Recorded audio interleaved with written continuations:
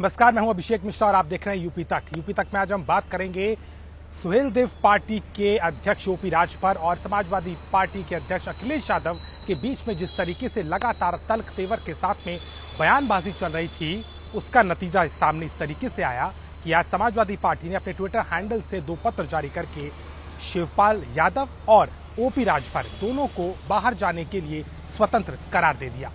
दरअसल इस लेटर में साफ तौर पर समाजवादी पार्टी ने ये लिखा है कि ओपी राजभर लगातार बीजेपी के साथ नजदीकियां बढ़ा रहे हैं, उनके साथ में गठजोड़ दिखाई देता है। ऐसे में वो गठबंधन से बाहर जाने के लिए पूरी तरीके से स्वतंत्र है, यानी कि खुले तौर पर कह दिया गया कि आप बाहर जा सकते हैं। ऐसा ही शिवपाल यादव से भी कहा गया और उसमें भी लिखा गया कि आपकी जो गतिविधियां हैं उनसे लगता है कि आपके मन में कुछ और है, ऐसे में वो भी स्वतंत्र है अपना फैसला लेने के लिए। यानी कि लगातार जिस तरीके से ओपी राजभर इस बात को कहते रहे कि अखिलेश यादव एसी कमरे से बाहर नहीं निकल रहे, उन्होंने आजमगढ़ और रामपुर के उपचुनाव में कतई मेहनत नहीं करी, टिकटों के बंटवारे को लेकर के सवाल खड़ी और तमाम जो बातें वो लगातार कह रहे थे, उसका नतीजा एक तरीके से इस गठबंधन के टूटने का साफ तौर पर दिखाई देता है। यूपी तक से बात करते हुए ओपी राजभर ने सीधे तौर पर कहा कि दलित और पिछड़ों की आवाज उठाने का ही नतीजा है जो ये गठबंधन आज टूट रहा है। उन्होंने ये भी कहा कि लगातार उन्होंने पार्टी के अंदर जो चीजें चल रही उसको सामने रखा, लेकिन उसको इग्नोर किया गया।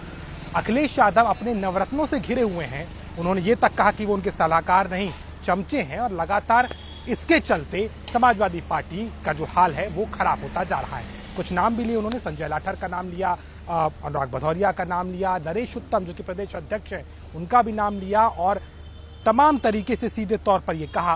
कि सच बोलने का ये नतीजा उनको मिला है। हालांकि इसमें एक और तीसरी चीज नजर आती है, वो ये है कि ओपी राजभर ने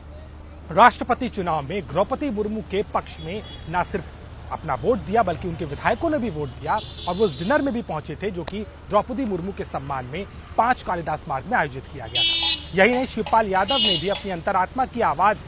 का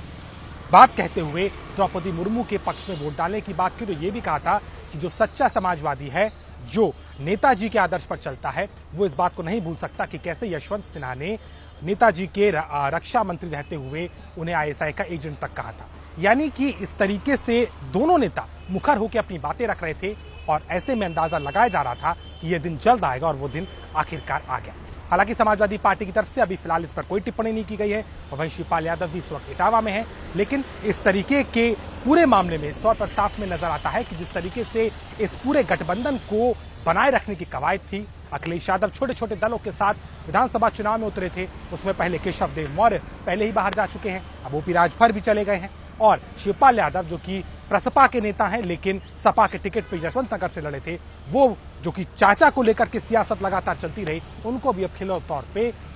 बाहर जाने के लिए कह दिया गया है। अब इसके सियासी मायने क्या है वो देखना होगा, लेकिन ओपी राजभर एक बात और महत्वपूर्ण तरीके से कह रहे हैं कि उनका अगला ठिकाना बहुजन समाज पार्टी होगा। बहुजन समाज पार्टी से उनकी बातचीत चलेगी, और सीधे तौर पर मायावती की वो तारीफ करते अब नजर आ रहे हैं। अब सियासी समीकरण यूपी में किस तरीके से जाएंगे, क्योंकि 2024 के पैसे अभी और भी इस तरीके की कई चीजें होना बाकी हैं। ऐसे में साफ नजर आता है कि ओपी राजभर जो लगातार कहते तो थे कि समाजवादी पार्टी के गठबंधन में है, लेकिन सवाल खड़े करते रहे, बीजेपी के नेताओं से मिलते रहे,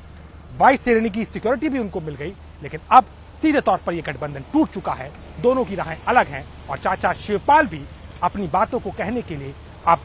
समाजवादी पार्टी से बाहर नजर आ रहे हैं, जिसको लेकर के अब एक बड़ा फेरबदल विपक्ष में देखने को मिल रहा है। लखनऊ से कैमरामैन रोहित के साथ अभिषेक मिश्रा, यूपी तक।